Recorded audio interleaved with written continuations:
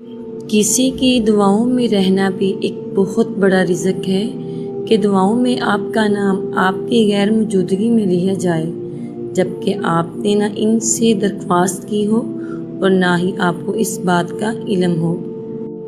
تحفہ صرف چیزوں کو خوبصورت ڈبوں اور لفافوں میں پیک کر کے ہی نہیں دیا جاتا، بلکہ آپ کے وہ الفاظ بھی تحفہ ہوتے ہیں جو دوسروں کو آگے بڑھنے کا حوصلہ دیتے ہیں۔ اللہ کی نعمتوں پر غور کرنے سے اللہ سے حیا آنے لگتی ہے، پھر انسان اس بات سے شرما جاتا ہے کہ اللہ ہی کی بخشی ہوئی نعمتوں کو اسی کی نافرمانی میں استعمال کیا جائے۔ دعائیں کروائی نہیں جاتی، دعائیں لی جاتی ہیں، کسی کا مشکل وقت میں ساتھ دے کر تو کسی کی مسکراہٹ کی وجہ بن کر۔ نماز ادا نہ کرنے والا جنت کی ہر نعمت سے محروم رہتا ہے، کیونکہ نماز تو جنت میں داخلے کا پہلا قدم ہے۔ پیسہ آ جانا یا مشہور ہو جانا کامیابی نہیں ہوتی، 5 وقت کی نماز پڑھنا اور اپنے رب کے قریب ہو جانا کامیابی ہے۔ جنازے کی نماز پڑھنے کے لیے لوگ دوسرے ملکوں سے بھی آ جاتے ہیں، لیکن فرض نماز پڑھنے کے لیے مسلمان محلے کی مسجد تک نہیں جاتے۔ لوگ نصیحت سے نہیں ٹھوکر سے سبق لیتے ہیں، کیونکہ نصیحت اکثر ایک کان سے داخل ہو کر دوسرے کان سے باہر نکل جاتی ہے، مگر ٹھوکر سیدھی دل پر لگتی ہے۔ جب آپ کسی کے راستے میں روشنی کرتے ہیں تو آپ کا اپنا راستہ بھی روشن ہو جاتا ہے۔ آسمانوں میں مقبولیت اور قبولیت کے ضابطے الگ ہوتے ہیں، اکثر زمین والوں کے ستائے ہوئے آسمان والے کے لاڈلے ہوتے ہیں۔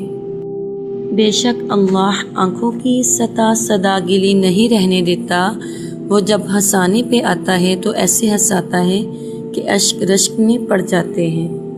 زندگی کا یہ ہنر میں آزمانا چاہیے، جنگ کسی اپنے سے ہو تو ہار جانا چاہیے۔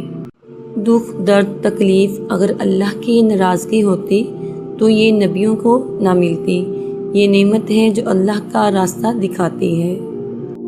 ہر آزمائش اللہ کا فیصلہ ہے اور اللہ کا ہر فیصلہ بہترین ہوتا ہے۔ یہ دنیا ہے، یہاں سب چال چلتے ہیں، کوئی اعتبار سے، کوئی دھوکے سے اور کوئی موقع دیکھ کر۔ خون کے رشتے ناراض ہو سکتے ہیں، ختم نہیں ہو سکتے۔ خاندان کو جوڑے رکھنا ایک فن ہے اور اس فن کا نام ہے برداشت۔ عروج کے وقت اوقات میں رہو، کیونکہ زوال پوچھ کر نہیں آتا۔ اللہ کے انصاف کی لاٹھی بے آواز ہے اور بے شک اللہ کی پکڑ بہت سخت ہے۔ وقت کا جواب ہمارے جواب سے ہمیشہ بہتر ہوتا ہے، اور وقت صرف اس وقت جواب دیتا ہے جب ہم کسی کی زیادتی کا جواب دینے کی بجائے صبر سے کام لیتے ہیں۔ سکھ اور دکھ اپنی تقدیر سے ملتے ہیں، امیری اور غریبی کا اس سے کوئی لینا دینا نہیں۔ رونے والے عالیشان محلوں میں بھی روتے ہیں، اور جن کی قسمت میں خوشیاں ہوں وہ جھونپڑی میں بھی ہنستے ہیں۔ مصیبت کی راتیں کتنی ہی لمبی کیوں نہ ہو، فجر کی اذان ضرور ہوتی ہے۔ سب سے زیادہ مشکل اس دروازے پر دستک دینا ہے جس کی چابیاں کبھی آپ کی ملکیت رہی ہو۔ جب انسان اللہ کی پکڑ کو بھول جاتا ہے تو اس کا دل سخت ہو جاتا ہے، اور سخت دل اللہ کے غضب کی نشانی ہے۔ انسان بہت خود غرض ہے، پسند کرے تو برائی نہیں دیکھتا، نفرت کرے تو اچھائی نہیں دیکھتا۔ انسان کے لیے سب سے بڑی جیل اس بات کا خوف ہے کہ لوگ کیا کہیں گے۔